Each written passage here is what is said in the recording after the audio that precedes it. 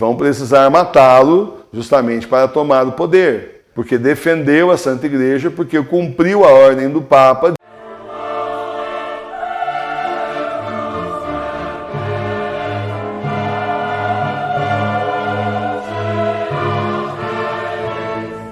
Vem rezar com a gente, todo dia às 18 horas nós temos o Santo Terço ao vivo, com formação, inclusive estudo bíblico. Também, todo domingo, 9 horas da manhã, temos comunhão espiritual na nossa celebração litúrgica, chamada Encontro com Jesus. Continue sendo católico aí como nós, na sua casa, na sua igreja doméstica. Vem rezar com a gente na paróquia Sagrada Face de Tours, a paróquia espiritual das igrejas domésticas. Eu espero você aqui, faça como centenas de pessoas no Brasil e no mundo estão fazendo, e vem rezar com a gente.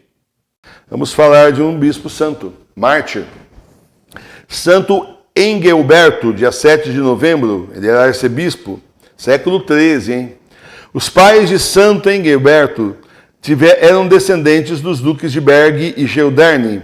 Cristãos fervorosos que eram, esmeraram-se na educação religiosa e cívica do filho.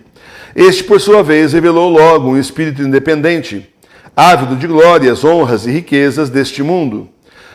Por uma proteção especial divina, ficou alheio aos vícios da mocidade.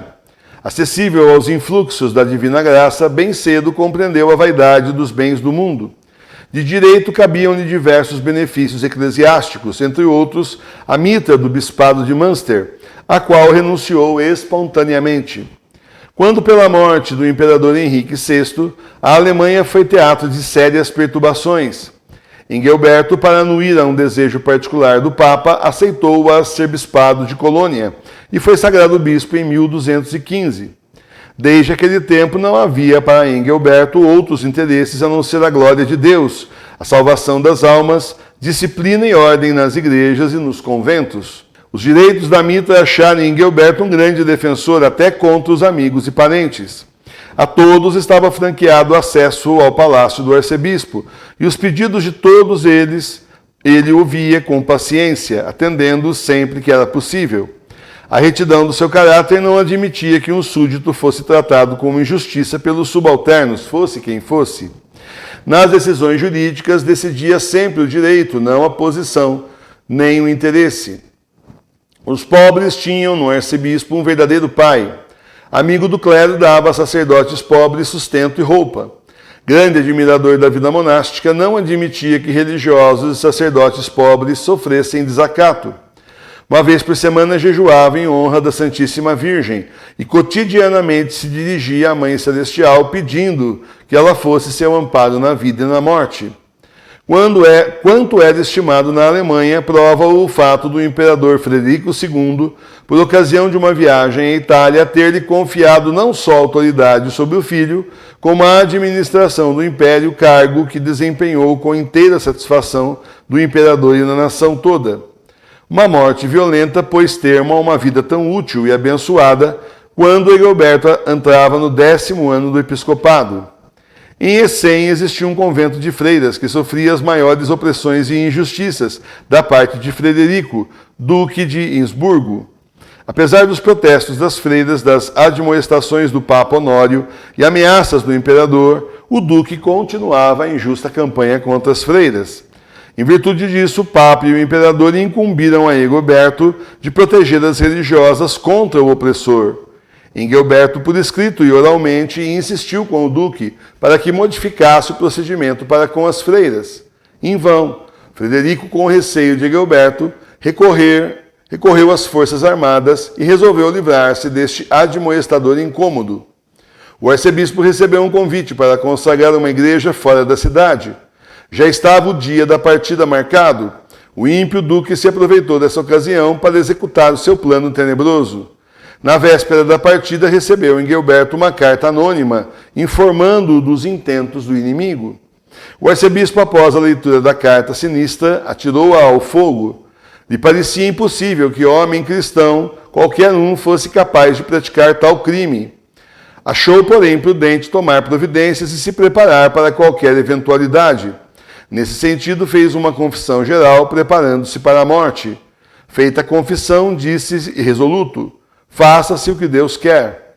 As pessoas que quiseram dissuadi-lo da viagem, ele respondeu: a divina providência recomenda o meu corpo e minha alma. Engelberto, acompanhado da comitiva, se pôs a caminho. O duque tinha lhe mandado 2 soldados ao encontro. Deus permitiu que os planos do inimigo se realizassem. Em determinado ponto, se achando o arcebispo um tanto afastado dos companheiros, foi assaltado, horrivelmente maltratado e morto por 47 punhaladas. As últimas palavras do santo foram: Pai, perdoai-lhes porque não sabem o que fazem. Assim morreu o arcebispo Engelberto, mártir pela justiça, pois por questões de direito foi perseguido e morto. O túmulo de Engelberto na Igreja dos Apóstolos foi por Deus glorificado por numerosos e visíveis milagres. Então, Santo Engelberto, rogai por nós. Meus irmãos e minhas irmãs, nós estamos acostumados a ver mártires diferentes, né? Estamos acostumados a ver mártires aqui, mártires pela fé, que não negam a fé de forma nenhuma, não vão lá acender incensinho para os deuses e simplesmente continuam firmes na fé. E no caso de Santo Engelberto é um pouco diferente, ele é mártir também, mas ele é um mártir porque em defesa da fé, defendendo ali aquelas freiras, o convento da época, né, como foi pedido pelo Santo Padre, por isso ele foi perseguido e morto. Mas não abjurou da sua missão, não se amedrontou e não deixou de cumprir a sua missão para o qual ele saiu em viagem. Então ele é considerado pela Santa Igreja também como mártir. É isso que eu falo para você, veja bem o Papa Bento XVI, a situação dele. Todo o martírio que ele já sofreu moral continua sofrendo, o martírio de ser privado aí da cadeira de Pedro, ainda continua sendo Papa, mas já não pode decidir assim administrativamente mais nada, porque o tiraram de lá. A sede está impedida, a gente já fala isso aqui faz tempo também. Além disso, o martírio de estar preso dentro do Vaticano, culminando aí com as profecias de que ele será morto. E ele sabe disso, nem por isso ele fala: tudo bem, gente, eu vou voltar a ser cardeal Ratzinger. Não faz isso.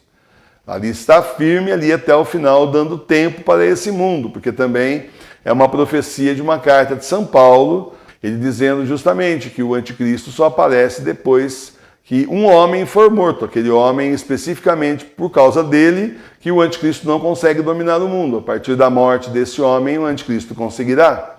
Isso está aí nas cartas de São Paulo, tem na tua Bíblia, né? Isso nos diz São Paulo, que vão precisar matá-lo justamente para tomar o poder. Então você veja que é outro mártir. Nós estamos convivendo, vendo aí a história de um mártir da Santa Igreja nos tempos de hoje, com um martírio à la esquerda, um martírio, entre aspas, politicamente correto, mas também um martírio. Então a gente aprendeu hoje um pouco mais sobre questão de martírio. Nem sempre o que a gente está acostumado a ver, né? Mas mártir também, Santo Engelberto, mártir também, justamente por questões de fé, porque defendeu a Santa Igreja, porque cumpriu a ordem do Papa de ir falar lá com o nobre lá, que por fim resolveu se livrar dele, que estava sendo incômodo ele dizer o tempo todo que o indivíduo estava errado, e aí então resolve mandar matá-lo, cruelmente, 47 facadas. Então, mártir também, recebido por Nosso Senhor, justamente aí no céu como mártir, recebendo aí, então, a palma do martírio. Tá bom?